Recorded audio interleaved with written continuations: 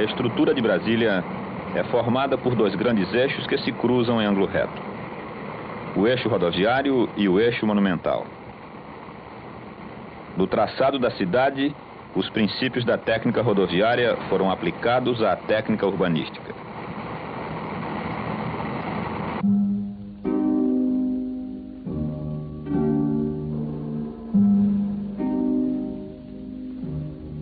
Atravessando a cidade de ponta a ponta, as 15 pistas do eixo rodoviário servem o setor residencial e o centro. Mas é completa a separação entre o tráfego de veículos e o trânsito de pedestres. Trevos e passagens de nível eliminam os cruzamentos. De ambos os lados do eixo rodoviário, estendem-se em sequência contínua as grandes quadras residenciais emolduradas por uma larga cinta arborizada. Dentro dessas superquadras, os blocos de apartamentos podem dispor-se de maneira variada, obedecendo, porém, ao gabarito máximo uniforme de 6 pavimentos sobre pilotis. O acesso às residências se faz através de grandes áreas livres, situadas entre as quadras e onde se localizam a igreja, o cinema e o pequeno comércio de bairro.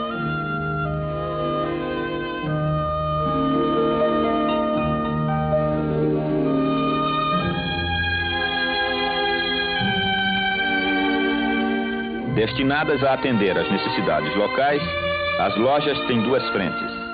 Uma se abre para as áreas de estacionamento contíguas às vias de acesso de veículos e a outra volta-se para as áreas verdes das quadras, privativas dos pedestres.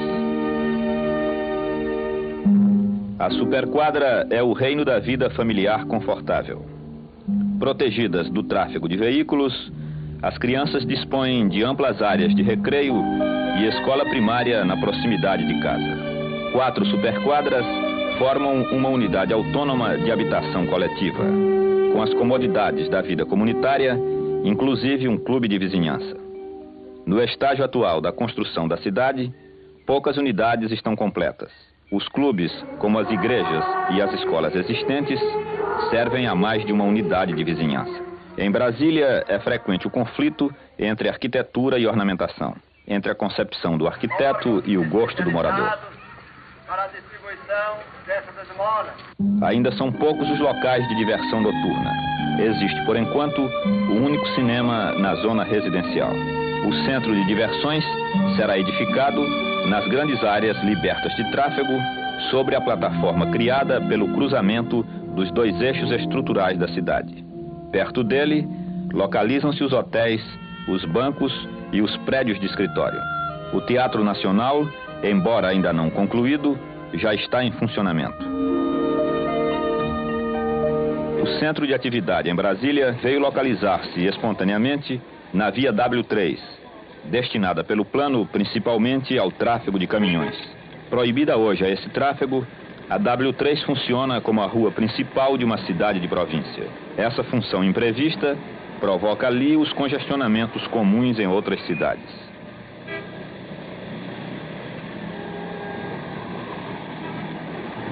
Longe desse bulício estão os cemitérios situados nos dois extremos do eixo rodoviário. Essa localização evita aos cortejos a travessia do centro urbano. Terão chão de grama e serão convenientemente arborizados, com sepulturas rasas e lápides singelas, à maneira inglesa, tudo desprovido de qualquer ostentação.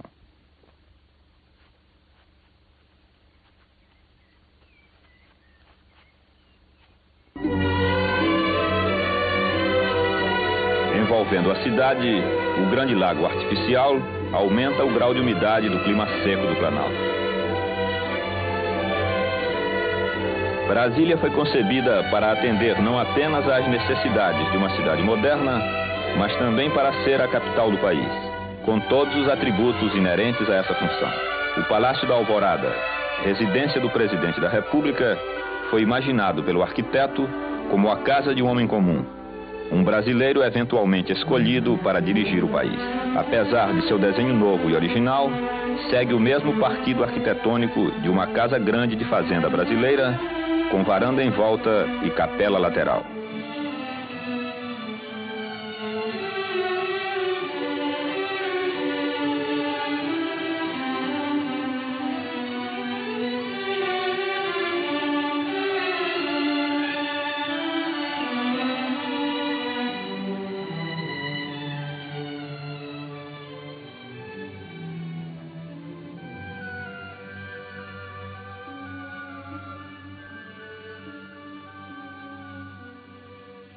Desde sua inauguração, teve vários moradores.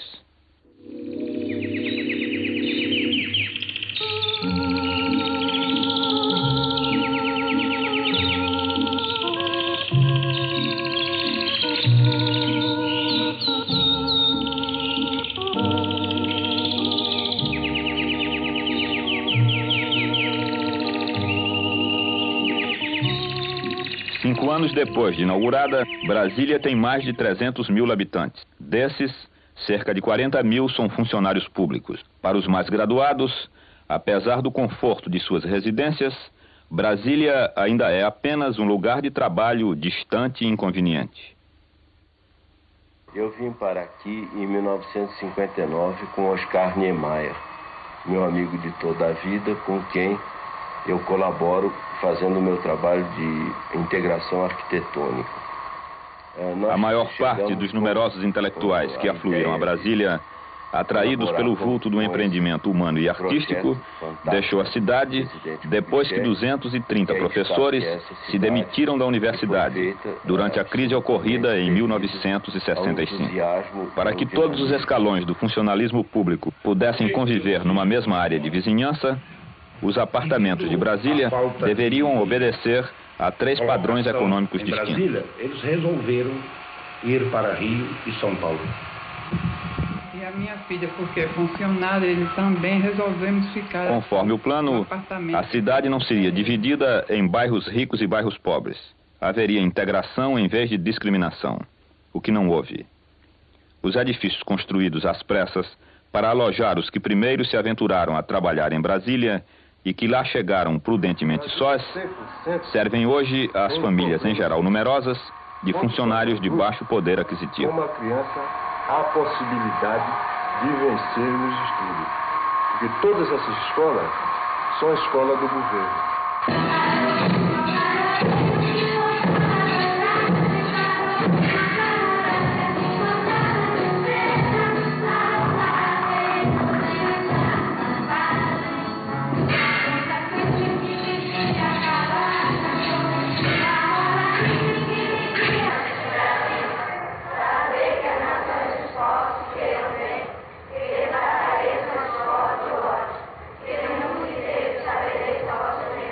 O problema não é problema de saudosismo, não podemos pensar que tudo que havia tem que voltar. A realidade é que acabou.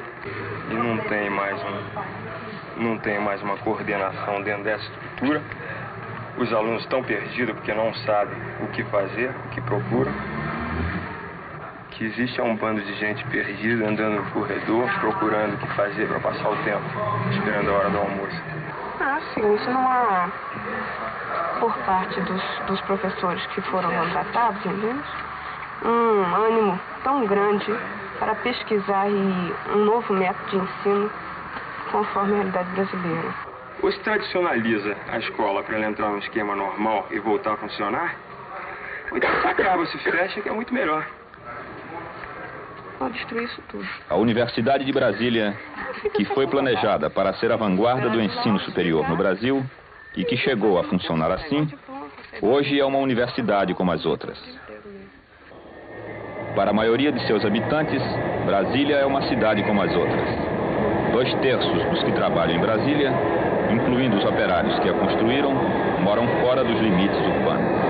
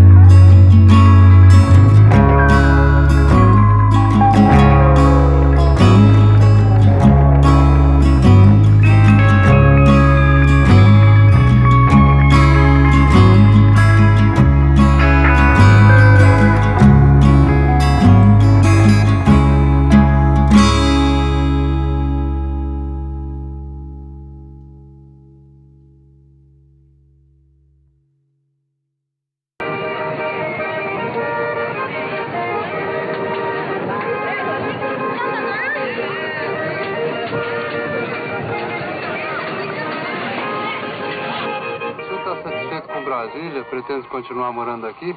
Não, senhor. Pretende sair daqui, é? Pretendo, sim, senhor. Por quê? Porque Brasília não dá para o operário, né? O que existe em Brasília são construções civis, né? Essas as firmas pegam, né? As construções, e uma firma, né? Resiste mais 2 firmas, formam 3. E então o operário aí fica, quando ele está para completar 90 dias, ele pega a carteira do operário e dá baixa em uma firma, ficha em outra, sendo a mesma firma, entendeu? Apenas para não contar tempo de casa, né? E o sindicato não ajuda? Não, o sindicato não ajuda dele. Em nada, né? Pelo menos para nós ignoramos o sindicato, né? Atualmente. Antes existia o sindicato, mas depois tudo se transformou, né? E então o operário apanhou muito por causa do sindicato. E aí ele tomou medo do sindicato. Ele chega lá, o senhor vai sindicalizar? Ele disse, não, senhor, não quero. O que o senhor ajudou a construir aqui em Brasília? Eu ajudei a construir o hospital do IAPI, os blocos do IAPI e várias outras construções por aí. O senhor morava onde nesse tempo, quando trabalhava lá?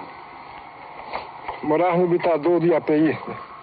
Por que o senhor saiu de lá? Por que o pessoal saiu de lá? Saiu de lá porque depois que terminou as obras do IAPI, o IAPI dispensou o povo. E lá onde nós morávamos não havia transporte, então fomos obrigados a vir para Taguatinga. O senhor saiu lá da Paraíba e veio para Brasília por quê? Vim porque lá estava meio ruim essa coisa, dizendo que aqui era um assombro, que era muito bom. Eu vendi tudo quanto tinha e vim para aqui. E aqui o senhor está bem? Aqui não estou, porque lá na minha terra eu não era empregado, aqui sou. E onde é que o senhor mora aqui? Moro na quadra 18, casa 23. Numa dessas casinhas aqui? Essa, senhor. Qual é a casa? Nessa aí. Essa daí? Perfeitamente. O senhor está com a família toda aí? Não estou, mas está para chegar. Já não veio porque o que eu estou ganhando é pouco, não foi possível vir. Cabe todo mundo aí na casa? Cabe, senhor. Quantas pessoas são? 7 famílias, 7 pessoas. E quantos quartos tem na casa? 2 quartos. Grande ou pequeno? São médios, não são grandes nem são pequenos, são médios. Até recentemente, Brasília era o novo centro de imigração interna no Brasil. Na época da construção, o imigrante ganhava 5 vezes mais do que no norte e 2 vezes mais do que no Rio ou São Paulo. Depois de inaugurada a cidade, o mercado de trabalho diminuiu muito. Os operários sem emprego preferem, no entanto, permanecer em Brasília.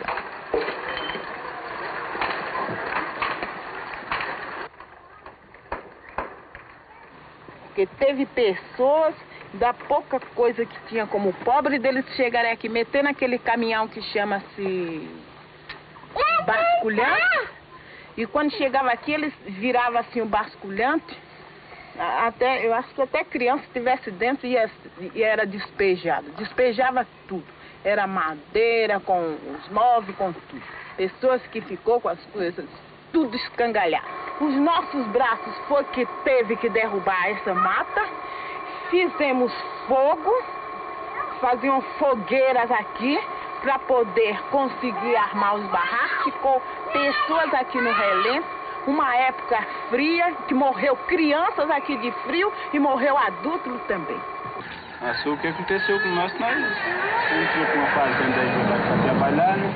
Comprou um direito do outro camarada lá e estava trabalhando. E apareceu uns camaradas lá falando que era dono. Depois arrumaram um rolo lá e requeriram despejo, né? E veio dizer que é a polícia de Goiânia. Ele chega lá, 10 horas de prisão, metralhador em cima, 10 horas de prisão, mas ficou quietinho. Meu irmão estava sentado e eu estava empesado. Falou, não levanta não. Ficou quietinho do jeito que ele estava sentado lá e ficou. Ele falou, levanta. Ele levantou. E eles deu busca em nós e agemaram nós, tocaram na frente, nós caladinhos, sem responder nada. Tomou tudo quanto nós tínhamos, porco, galinha, ficou muita galinha lá, tomaram animal, feijão, nós estávamos comendo lá puro feijão, trabalhando na roça, comendo puro feijão bebido lá. Eles tomou feijão, carregou, a polícia de Goiânia pegou o feijão, carregou. Mas nós estamos aqui, sem saber o que faz a vida, né? Não tem o que fazer.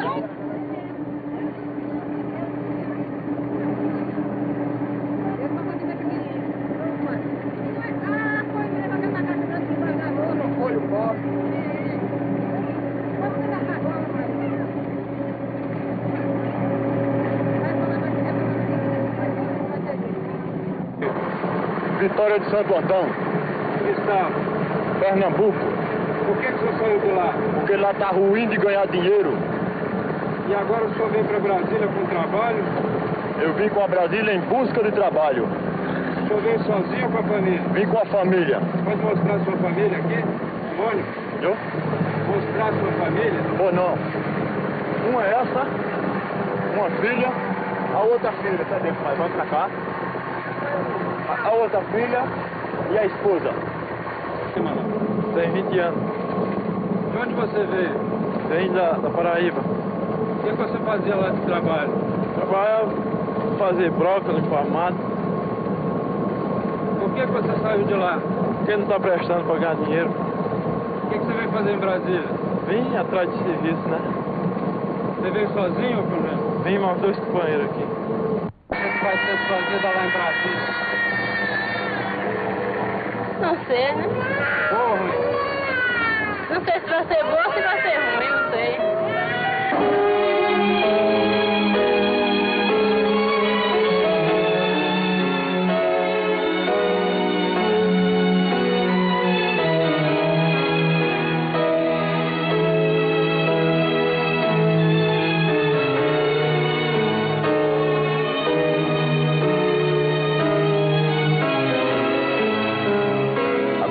De Brasília decorreu da necessidade de conquistar e desenvolver o interior do país e representa um salto sobre o seu processo natural de desenvolvimento socioeconômico. A nova capital foi imaginada pelos políticos brasileiros há mais de um século, não apenas como a sede de um governo que se manteria distante da pressão popular, mas como centro de integração nacional e centro viário da América do Sul. Brasília foi a grande oportunidade que se abriu à arquitetura brasileira. Uma cidade inteira a ser feita desde o começo, dentro da mais moderna técnica urbanística e com total liberdade imaginativa. Ao expelir de seu seio os homens humildes que a construíram e os que a ela ainda hoje acorrem, Brasília encarna o conflito básico da arte brasileira, fora do alcance da maioria do povo. O plano dos arquitetos propôs uma cidade justa, sem discriminações sociais. Mas, à medida que o plano se tornava realidade, os problemas cresciam para além das fronteiras urbanas em que se procurava contê-los. Na verdade, são problemas nacionais, de todas as cidades brasileiras, que nesta, generosamente concebida, se revelam com insuportável clareza. É preciso mudar essa realidade, para que no rosto do povo se descubra quanto uma cidade pode ser bela.